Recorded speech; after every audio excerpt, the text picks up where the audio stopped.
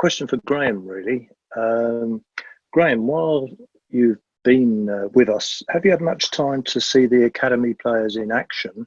And also, do you get a chance to see videos of the players out on loan?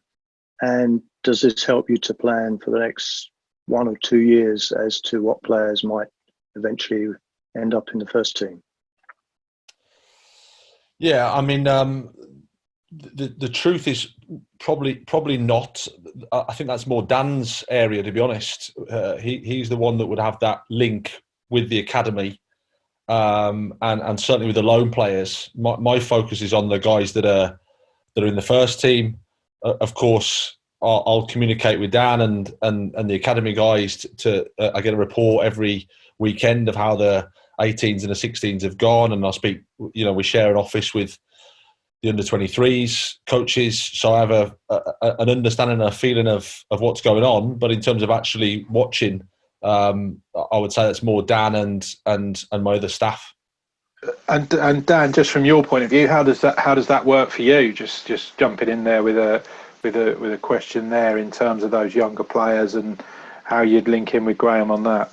Yeah, it's an important part of the role, to be honest. Good question, Patrick. I think one of the things that we've tried to make sure over the last few months, Graham came in, was to have a look at, who have we got rather than who we can buy automatically, because we've obviously invested a fair bit in our academy. We think we've got some good young players out on loan. So just so that they get a fairly even run compared to maybe some potential new targets. So, for example, we do a dossier on each player that we might be interested in signing. The loan players would get something similar. So what comes across Graham's desk is fairly similar, be it a new player from a different team, a different country, to some of the players that we've got. And he also would get a sample of games, as well as a regular update and report from David Weir, who's excellent, by the way, who looks after all of our loan players. And as Graham rightly says, he shares an office with Simon Rusk, and the rest of the players are on site. So I think we've got a fairly balanced way of getting the players' information, their progress, in front of Graham. When we do any new contracts or anything like that, it's always run by Graham as well. And we think we've got a few players who are out on loan at the moment who are doing really well in the Championship, in Belgium, in the Bundesliga, that will be up for consideration over the next sort of few months, maybe for next season, if not the season after. I think this is partly for Dan, but maybe Graham will have something. I'm sure Graham will have something to say as well. But Dan, I reckon soon after you joined, you indicated there'd be a similar style of play across all the Albion teams. And I don't remember, maybe I've missed it, but I don't remember seeing anywhere since then whether that actually happened. And if it has, how it happened, and to what extent did Graham have a big say in that? Or when he joined, did he get told, this is our style of play? No, it doesn't quite work like that, Roger. I think where we've tried to go is that player development is quite complicated and over a period of time. We would be of the belief, and part of the process for Graham coming in, we share similar values and principles on developing people and the way the game should be played, and would be of the view from the junior teams is to make sure that the players are as comfortable as possible anywhere on the pitch with the ball. Now, this will cost us goals, it will cost us games, it will cost us results from a junior level, which is not the most important thing. The most important thing in development football is developing players. And if we can get 1 or 2 through from each team, then that's been a massive success, each age group. So we probably overexpose them in that way, because if as and when they come into Graham and into the Premier League, the way the game's going, they have to be comfortable with the ball. And we bear the view you can't do it the other way around. So if we're saying low risk, no risk, have minimal touches on the ball with the young players, when Graham wants them to be comfortable in all areas of the pitch, they're not able to do it. So what we don't stipulate, and people often confuse a formation with a style of play. We don't stipulate formations for any of our teams, but we do have a framework that's from Graham across the teams. And again, I've talked about how we've aligned the two, about some basic principles of play. So, for example, we would rather try and control the game with the ball rather than without the ball. That would be a really basic example of that. Okay, great, thanks. Question for Dan to start with. I thought it was interesting that some Premier League clubs were kind of furloughing their scouting staff or scaling back.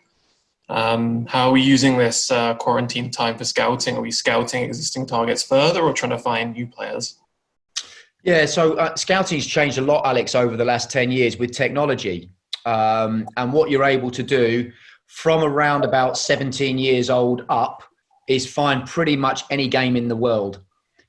So even though the games have stopped, what we're able to do is go back from around about sort of 6th, 7th of March, most leagues and most people stopped, is go back over the last 3 months, pick up some games that maybe we haven't seen and watch it, from an online stroke video perspective and maybe line up some of the data.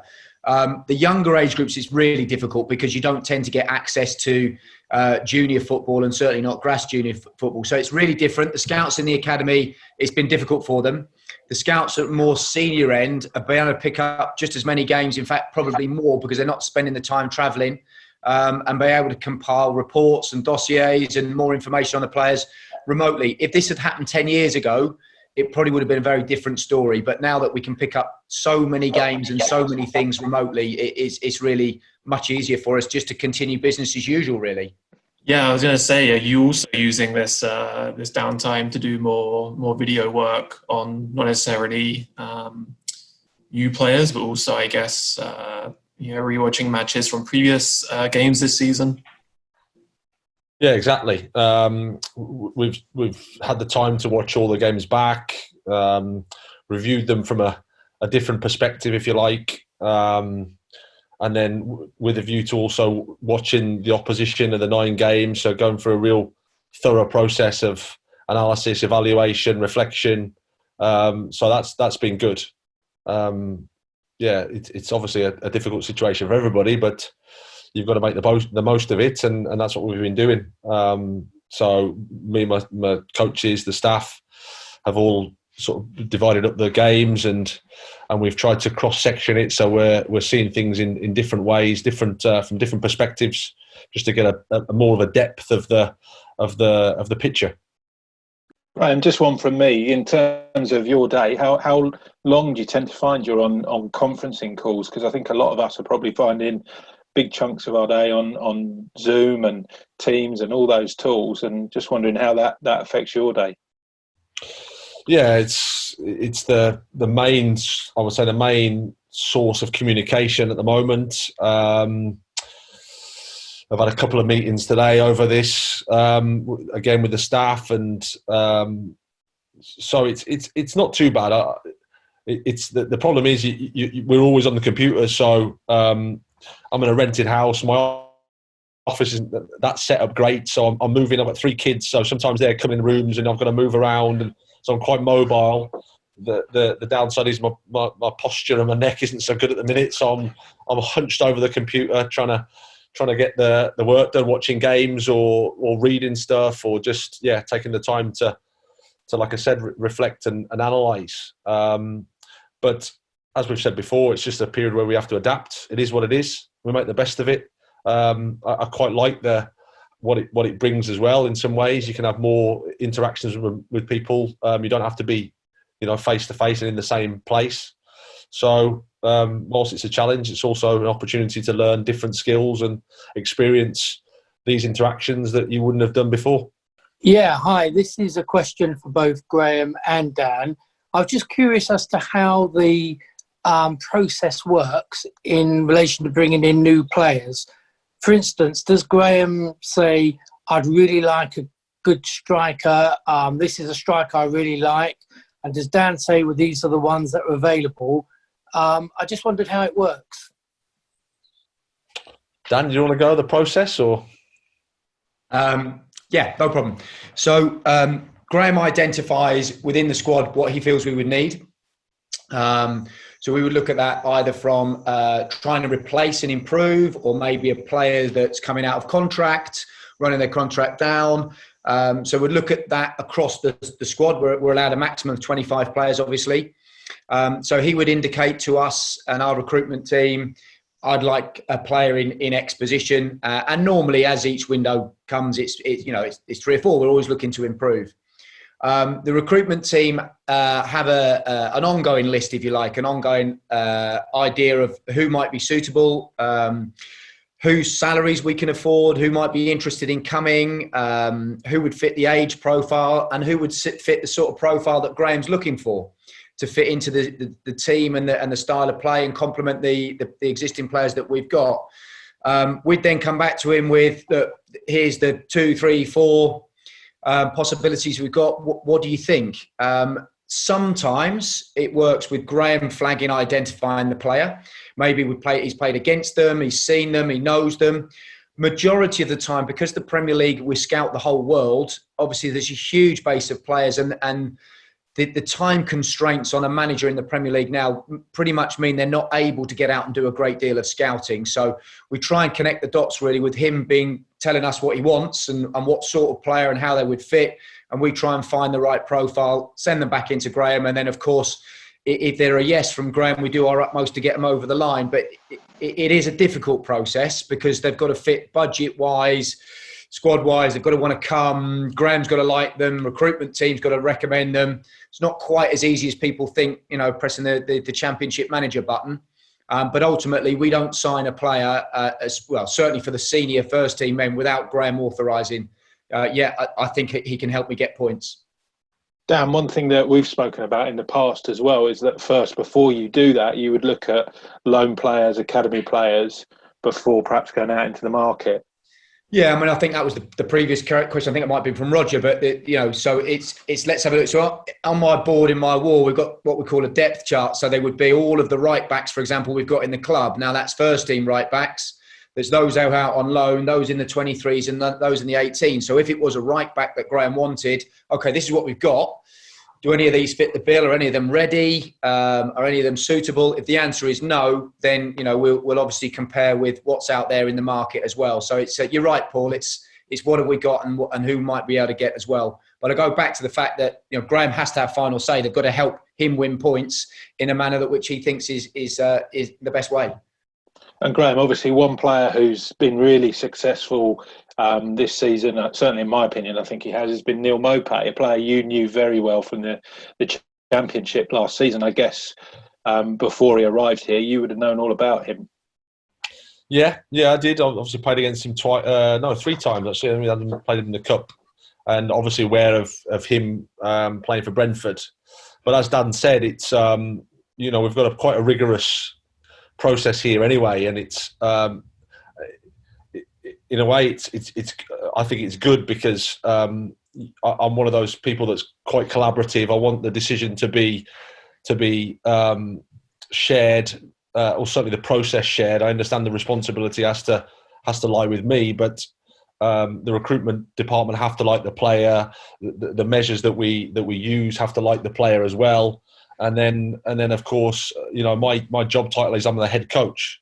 So with that, I always think that we're always looking for external solutions, but the majority of my job, or the most important bit of my job, is improving the players that we have and trying to make the most of the resources that we've got at our disposal in the football club.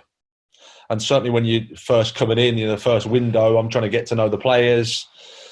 There's 20-odd first-team players, guys on loan, under 23s have had a good season. So you need to get a real picture before you can make an assessment of what you actually need. Because the easiest thing in the world is signing players. It's quite easy. Selling them is not so easy, and getting the right ones isn't so easy. But signing players is very easy. Well, one of the really nice surprises this season, or is it last season? I don't know. I'm not sure now. Was Steven Alzate, who just seemed to come from pretty much nowhere to most Albion fans. He'd been out on loan at Swindon, but he wasn't exactly doing a Ben White at Leeds, and he seems to have made the step into the first team just seamlessly. Can you put your finger on what it is that's allowed him to do that, and can you keep doing it? Well, he made a real positive first impression in pre-season. We again, like I mentioned before, that's the period where maybe some internationals are away. You haven't got the full squad. You use some of the 23s to make up the numbers, if you like, and also to look at them at first hand in a closer way. And he made a really good impression. Really calm lad. very focused, very dedicated, but his attributes in terms of on the football picture, he was incredibly comfortable with the ball, could take an extra touch under pressure, wasn't fazed by the pressure of the Premier League player on him. So his technical ability was really, really good. Courage, athleticism. The only thing you think of is it because he's, it's the first few weeks and you think, is he just making that first impression? But actually he carried on. We went to Austria. He played in one of the games there. Was really, really good. And yeah, he's had a breakthrough season. It's always difficult to manage the load of the player when they're coming from the 23s or League Two into the Premier League. And, he hasn't played probably as much as we would like and he would have liked because of a few things physically that he's having to deal with. But I'm hoping, and I think that, over the next few years, we'll see a lot of him in the first team at Brighton. He's a great lad and has got a lot of ability and a big future. And just Dan, bringing you in on that one, obviously you would have seen a lot of the country's very best, the top players coming through in your previous role. How does he, without putting too much pressure on him, obviously, but how does he sort of shape up against other players in similar positions of that age group? Yeah, I mean, obviously, I only started in February last year, and Stephen was actually injured at that time. And I saw him in the game at Everton away, under 23, which was the title decider, I think. I think he only came on for about 15 minutes. And in that 15 minutes, I thought, he's got something in him. So I didn't really see him either, to be honest, until we went on pre-season or we started pre-season. But in answer to your question, he's a late one. He's a late developer. I mean, he's 21. And like Graham said, he was on loan in League One, League Two last season. So it's I haven't got the luxury of comparing him coming through the pathway at 17, 18, 19, 20, but his determination, his focus, his professionalism and his ability to handle the ball, under intense pressure. I think it was Chelsea at home, Graham, was it, where, Stephen, and the pitch was tricky as well, I think, was really good at linking and having the ball against some of the world's best players, which leads me and Graham as well to believe that he's got a really good future as a Premier League player and maybe even a full international with Colombia as well. So he's got a good chance. He's got all the right attributes, both mentally and technically, tactically. Hi, I'm Ollie and this is Megan. We are massive fans of the Albion. This is our question. This is for Graham. You've been managing in the Premier League now for 7 months. What have you learned? And looking back on it, what would you have done differently? Hi, Ollie and Megan. Nice to meet you. Great question. As you can imagine, lots of learning's been happening. That's sort of the coaching process, really. The coaching process is nobody knows the future. You have an idea. You have to test that idea in training, and then you test the idea in the match, I guess. And then from that, you decide whether it was the right idea or not, or whether the idea worked. Often people get a little bit upset if it doesn't go very well. But from my perspective, if it doesn't go very well, that's an opportunity for you to learn, and that's where the learning is. So from what the players can do, what's the best combinations, how can we make the most out of the players we have, all of the time you're learning. So my knowledge now in comparison to where I was is, of course, really big, because you have these experiences, you reflect, and then you say, okay, maybe that worked, maybe that didn't work. And that really is the process to get to, to make improvements. That was the first part of your question, wasn't it? What was it? Remind me of the second part of your question.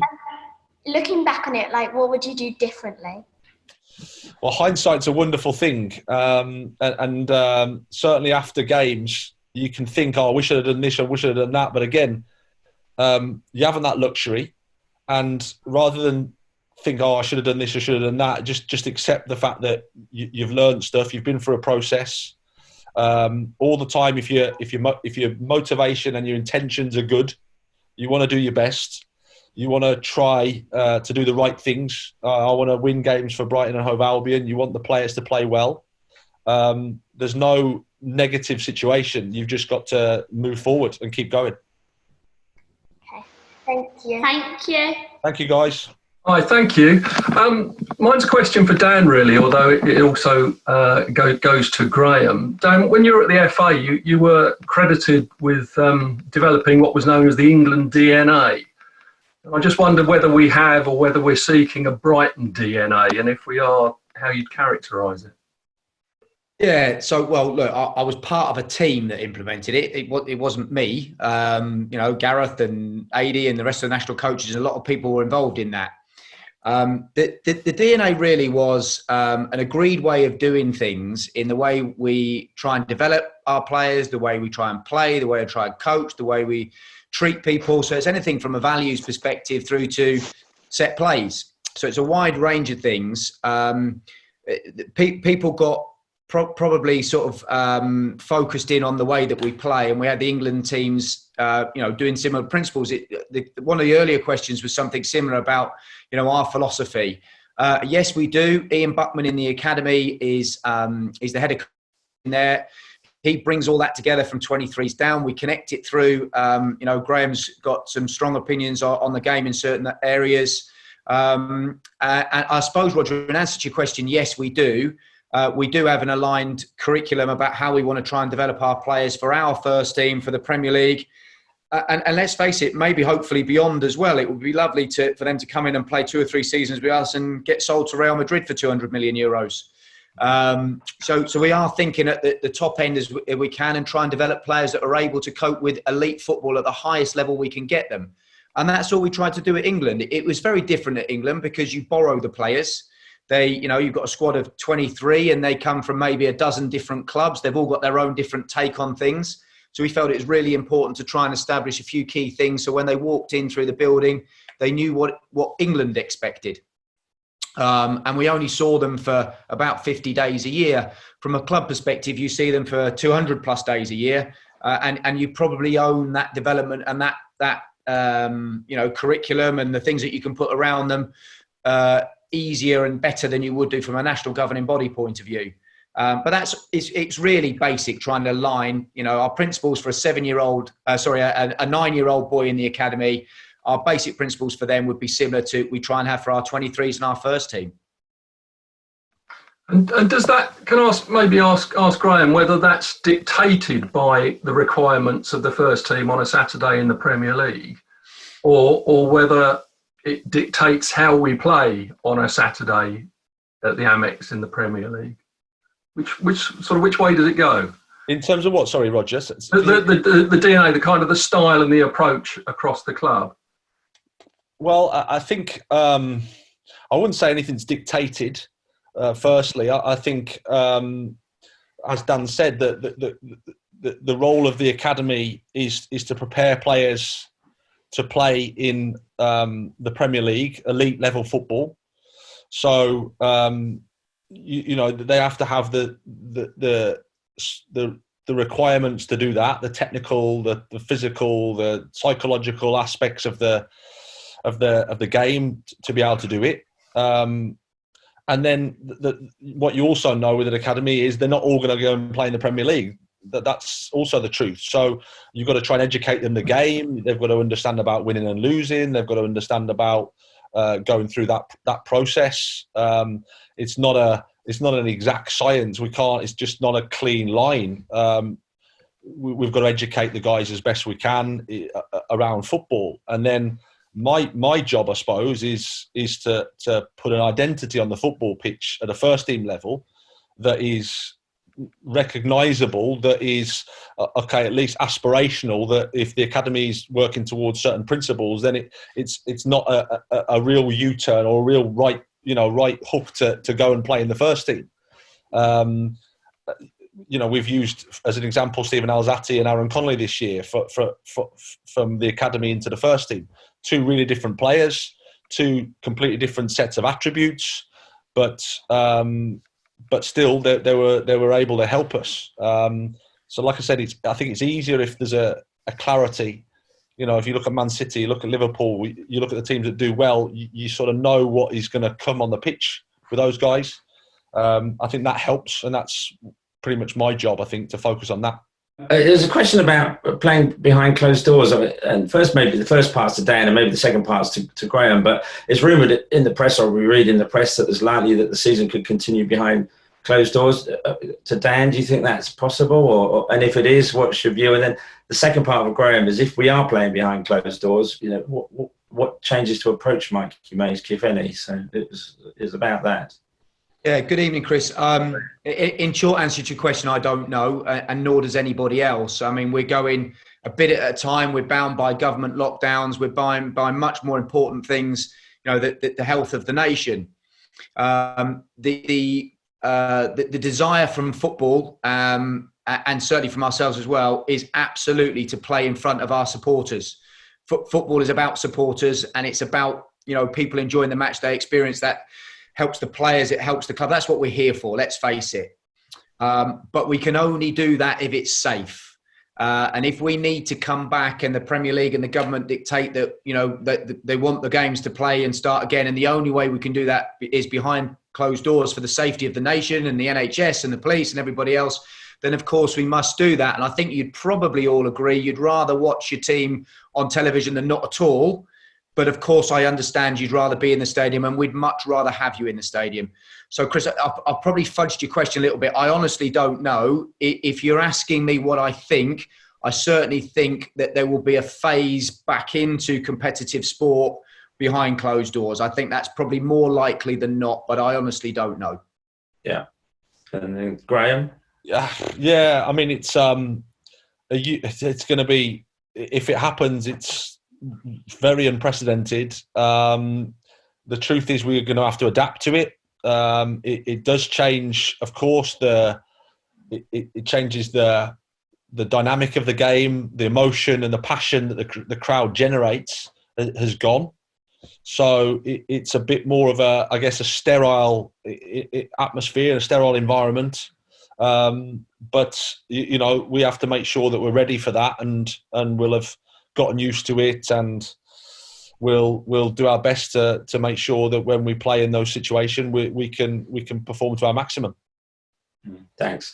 I must admit, my view has changed on this. Before, I was very much against it, but if it keeps football going, if it keeps clubs going, if it gets TV income into the clubs and keeps the clubs alive, then we'd have to live with it, whatever the outcome is. So my view has changed. As this has got sort of more and more desperate, I think that is a possible route out. Anyway, thank you both. My questions actually have partly been answered already, but going back to the behind closed doors, has there been any talk around the various corridors of power regarding rebating or refunding fans not being able to go to attend matches if it is played behind closed doors? So reasoning that we're talking about, or hear talk of TV companies getting money back, sponsors getting money back, but not the constituency of the fans. And a sort of secondary question, really to go back to the academy again, in terms of one or two of the players who seem to have done particularly well on loan this season in the Championship. Raymond, I'll answer the one on the ticketing. I think we made it clear that if the games don't get played, then we would make sure that fans get refunded. In terms of where it goes from there, in terms of behind closed doors, I would imagine the sentiments would be the same. But as Dan alluded to on his previous answer, it's very difficult at the moment until we know exactly how that looks. But I certainly think if games weren't played or fans weren't able to access games, then you would receive some sort of rebate. In terms of the academy, I'll pass that over to Dan, and I guess the players you're talking about there are Ben White, Jason Malumbi, and the others playing at that level. Yeah, so we've got a number of players out on the Championship and a similar level abroad as well. Actually, obviously Ben has caught the eye this year in the fact that Leeds are top of the league. He's played 98% of minutes. There was only one half in the League Cup he didn't play, and he came on at half time because they were in trouble. But I think that he's played in every minute of every other game. So he's the one who's probably caught the eye. And it's interesting because you talk about what is a plan for a young player. Ben's almost had the perfect loan steps. He was at Newport in League Two. He went to Peterborough in League One. He's gone to Leeds in the Championship. and hopefully back to us next season in the Premier League.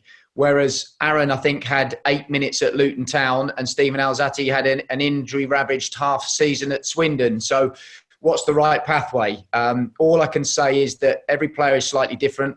We treat all of our players by hopefully giving them the best possible chance of being Premier League players. Ben, Jason, Christian and Matt, Jason Mulumby and Matt Clark, all have done really well in the Championship, and obviously, put themselves in the manager's eyes. And that's all they can do, is they can do well in their parent clubs, a league that's really close in standard to the Premier League. And all four of them have done really well throughout the season. So we're very pleased with them, and probably Graham's better placed to answer the next bit. Thank you very much. Sorry, what was the next bit? Sorry, Raymond. I'm just thanking Dan, but it's no, that's fine. Thank you on both of those questions, and for your attention, and really interesting. Enjoying it very much. Thank you. Hello, Graham. Hello, Dan. My question really related to tied in with the loanees. Actually, we signed up Alexis Mac Allister, and he was out on loan, and certainly his stock has risen on loan at Boca Juniors. When and how did the decision come about to bring him back in January? Really is a question to Dan, and also how difficult was it to negotiate? And for Graham, what did you know about him before, and what's your early impressions of him? Do you want me to go first on that one? Yeah. Okay, so some loans work, Russell, some don't. And Alexis is one where he probably did better than we thought he would. We'd signed him last January from Argentina Juniors. We had an offer for him to go on loan to Boca, and at the time he didn't have a work permit, and he wasn't able to gain enough points in order to be a non-EU citizen and play in the Premier League. It's done on a work permit criteria and points. So to go to a club like Boca and play in a really prestigious team in a Copa Libertadores, which is their version of the Champions League, he subsequently got into the Argentinian national team at the age of 20. So all of a sudden, by November, when he'd finished playing, he played that last international for Argentina, and he played in the semi-final of their Copa de Libertadores. We thought, right, there's a really good chance he'll score enough points to be able to come through on a work permit. So from going to agreeing to him to go to Boca for a season, things had changed so quickly for us because he'd done so well that we realised he would score enough points to get a work permit in England. So constantly then saying to Graham, look, we've got this good young technician, good young Argentinian player. We might have an opportunity here. Graham liked what he saw, and obviously he can answer the rest of it. So my job was to fly over to Argentina and try and get the job done, which was a complicated and drawn out process, but we got there in the end. So it's pretty much a no-brainer once the potential for it to happen in January was there, you'd say. Yeah, it was just an unexpected bonus, really, Russell. We didn't expect he would be anywhere near the criteria until this summer, at the earliest. But because he got into the Argentinian national team and he played in the semi-final of the Copa de Libertadores, it just gave us an opportunity to bring him in, which we hadn't expected. So just put him on Graham's radar there and say, look, have a good look at him and see if you feel that he's someone that can help you and help the team win some points. Yeah. And what do you think of him, Graham? Yeah, no, he's a really talented boy, good player, good character. He arrived, as you can imagine, I think it was back into January, but the weather was horrendous. I think it rained pretty much every day. He couldn't believe what he was walking into. Just adapting to everything, coming from playing for Boca and South America and then into the Premier League. And he just, got to land and settle down and, feel comfortable with the group. But you can see his quality. He wants to affect the goal. He wants to hit the box. Got a good last pass. So yeah, all the interpersonal skills I think that you need, and he's just to give him some chance to settle into a new continent, a new country, and a new club. Hi, yeah, thanks for doing this, guys. It's amazing. Just a quick one. I'm just wondering, with the lockdown and everything, how are you holding the team together, and how are you keeping the guys fit? Well, it's a good question. It's a challenge for us because the one thing we don't know is when the restart will happen. So that's a little bit, a moving target, if you like. But essentially, all the guys have got their own physical programs. It's probably been in stages, I would say, in terms of the first couple of weeks when everything first happened. I thought we had to be mindful of the fact that it was a really unique situation, a really worrying situation for everybody. And therefore, it was important for them to be with their families, be at home, be safe, take care of each other. And then we put on, these physical sessions via this sort of facility, this Zoom, to keep them together, provide a little bit of structure in their day, allow them to exercise in quite a simple way at home, but also that they could see each other on the screens. It's not the same, of course, as seeing each other every day in the changing room, but it's what we could do. Then the dates moved again further back. And then obviously, you can see the squad we have. There's quite a lot of guys that are the homes are all over the place.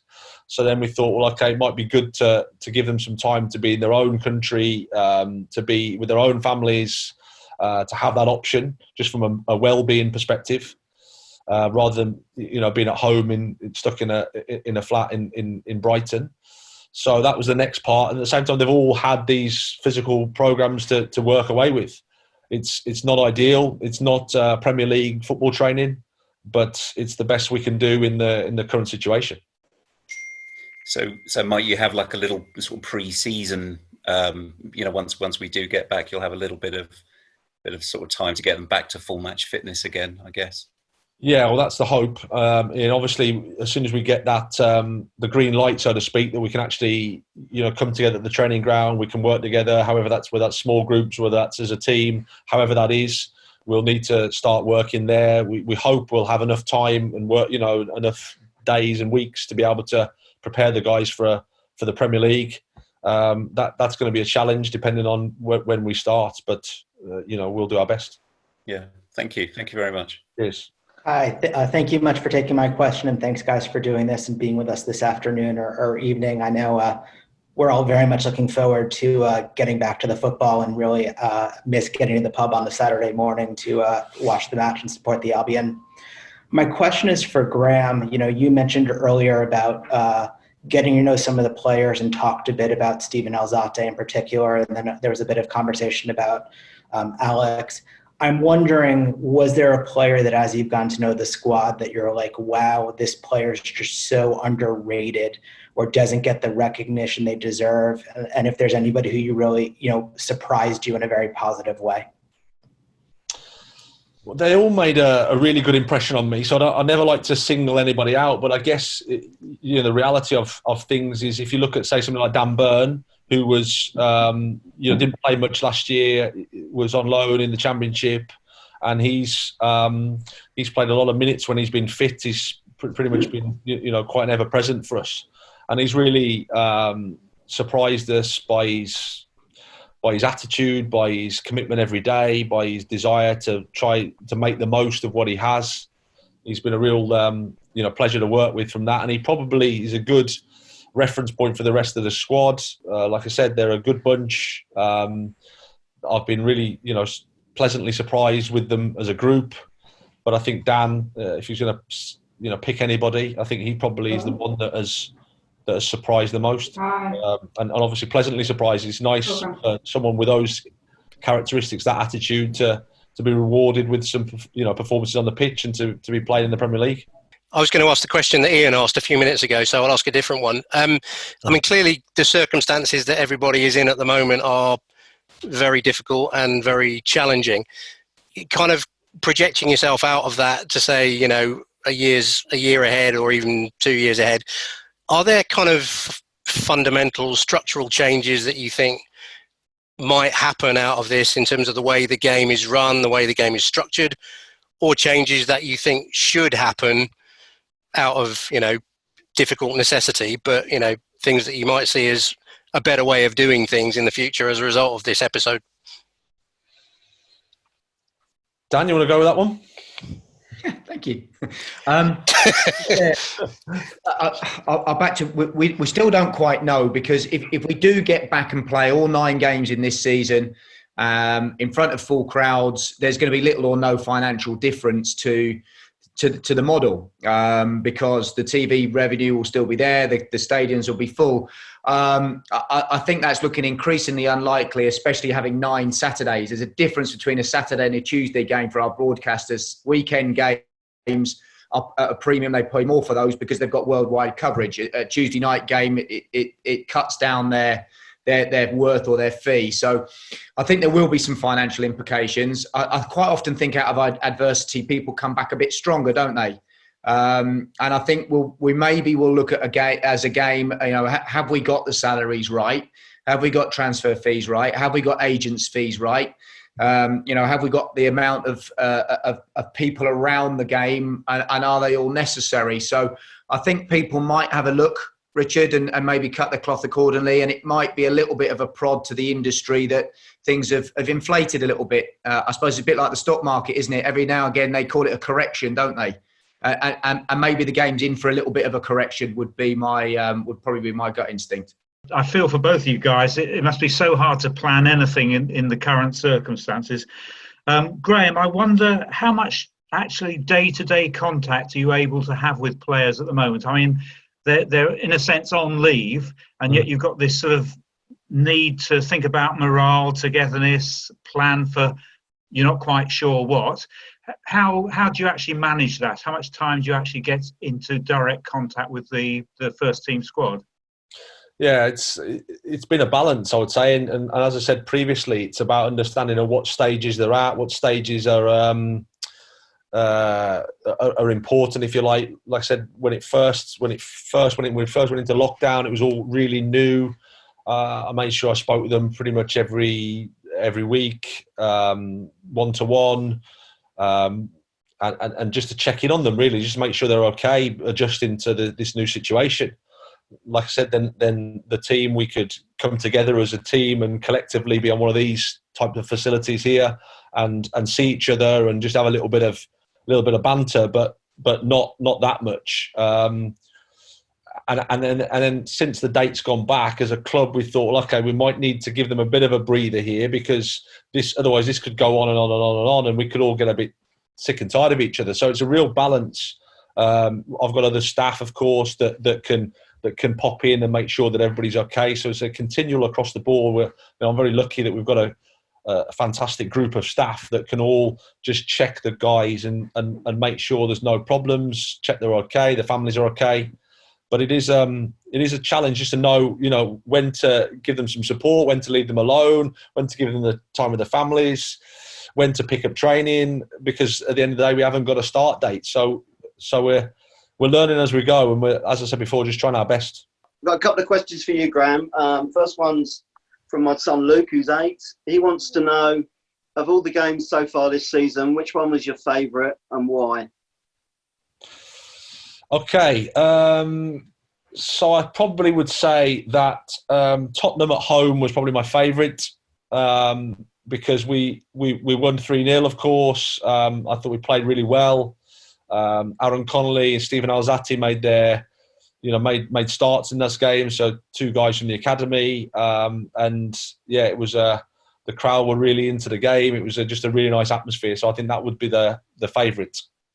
Okay, and the second question's from me, and it goes back to the crowd. So I've been watching Brighton for over 40 years, and I have to say this season at times I've been a bit disappointed with the crowd. I felt there've been some times when they booed the players. I haven't felt it's fair. I just wonder what your sense of that is, and if that has happened and you've heard it, what do you say to the players after the game, particularly when you feel that they've given their all and we just haven't got it over the line? Well, one game out for me was the Villa at home game. Yeah, I think it's a tricky one, because of course in an ideal world we'd like everything to be, the support's totally there and everybody's really encouraging and it's a positive atmosphere and there's real belief and there's real, togetherness. But you also know that it's a football match and people get disappointed. Things aren't quite what people would like. Maybe we're not playing as well as we'd like. Individuals maybe aren't playing. So, we know our responsibility as well. So at the same time, you have to accept that can happen. You have to be professional. That's the challenge of playing elite sport. You've got to focus on the things that you can control, not necessarily things you can't control. The crowd's reaction isn't something that we can control, other than playing well and playing good and playing a type of football that people want to see and get excited about. So that's what our job is, and we have to not shirk from that responsibility and accept the fact that those things can happen. But that's the challenge. Hello, good evening, Graham. Hello, Dan. Just really assuming we get back to effectively pre-season training in June for the remaining 9 games. Are you expecting a fully fit squad? You've got Aaron Connolly and a couple of the players struggling with injuries. Yeah, again, it depends when we're back, because it could be, middle of May, late May, we don't know. But Aaron Connolly, we're looking at more the start of June, I would say, is more realistic for him, not May. Jose probably would be too soon. I think June. We'd need to see how he is. But everybody else is fine. We're expecting that. To be fully fit. So then the question is when does the start date happen and when do we start training? But just Aaron Connolly, I would say start of June. My question was a follow-on one from the earlier discussion regarding player recruitment, and an observation I think others had during the course of the season was that we seem to have signed and have in the wings a raft of high-quality centre-backs. And obviously, possibly it wasn't necessarily expected that Ben White would progress so far, but bringing in Webster and Clark and then Ostergaard loan at St. Paula, together with the existing centre-backs we have. I mean, how does that is that a case of buying talent because it has value and potential resale value, or is it a case of seeing a role for all of these players? Because my sort of concern is that, well, is there a role for someone like Ben White, who's now being talked at if you believe the papers, at 20 million with top 6 clubs queuing up to express interest in him? Again, really good question, Richard. So I think I talked earlier about having a sort of depth chart in the office. And if we feel that there's a player that might be useful for us, not necessarily this season, but in future seasons, then we have to be in the market. So Ostergaard, we got before my time, I think it was 2 years ago, as a young player that wasn't going to be ready for the first team for a couple of years. Matt Clark had only played League 2 and League 1, hadn't played in the Championship. So we always felt, and the agreement with Matt was, if he wasn't going to be in one of our first 4 centre-backs, he was going to come and do pre-season with Graham, that he would go out and play and get some Championship minutes, that next level up. You're right, I don't think any of us expected Ben White to be quite as close as he is now, with another really good loan. So those 3 were young players, and centre-backs tend to get into the team later. They tend to debut later in the Premier League. Forwards and wide players tend to be the earliest debutants, centre-backs and goalkeepers the latest. So it's a succession plan, really, that it enables us to, keep the first team stocked up with what we hope will be quality centre-backs. It gives us the luxury to be able to sell one if we want to. But it also gives us the ability to, add a centre-back in if one comes out of contract or we want to try and improve it. Or for the example of Dan Burn, he ends up finding himself in a slightly different position than maybe we thought at the start of the season. So it just gives us that flexibility. And with the loan rules and the loan market that we've got, it enables us to recoup costs and even make money in loan fees on some of them. And it become pretty cost effective. How much feedback do you give on the referees' performances? I tend to not worry too much about referees, to be honest. As you can imagine, I've got my own problems and my own team to worry about and my own performance to worry about. I think it's a difficult job they do. That there's a lot of pressure on them. They'll make mistakes. I think the first season, this season for me in the Premier League, is the first season of VAR, so they've had to deal with that as well, about how to how to manage that situation. So it's been really, really tough. But I know that as a coaching staff and as a club, we can give feedback. We can after every game we report back to the referees to give our assessment of their performance. So we do that in a good way, and then it's up to the guys that make those decisions to decide what they do with that feedback. But we have that opportunity every game. Thanks, guys.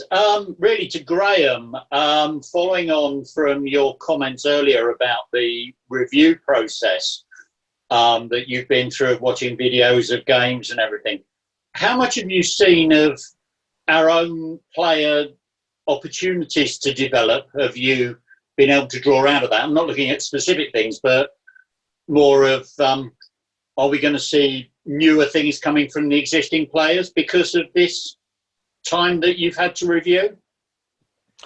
No, absolutely. I think that's the exciting thing, and why ultimately I'm in this job as a coach. You want to improve players. There's always a possibility to do that.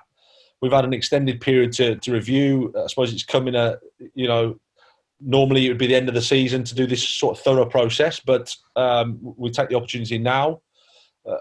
And as I said before, you can imagine it's first season in the Premier League, slight new group, a few changes to the squad. How does it all fit together? What's the best combination? How getting to know all the players individually, working out how to help them improve, working out how to play to their strengths more. So that's the process, and I must say I'm really, really excited by the foundations that we've laid now. We've of course go through a bit of some bumps along the way, but the foundations are there, and I'm excited for the future.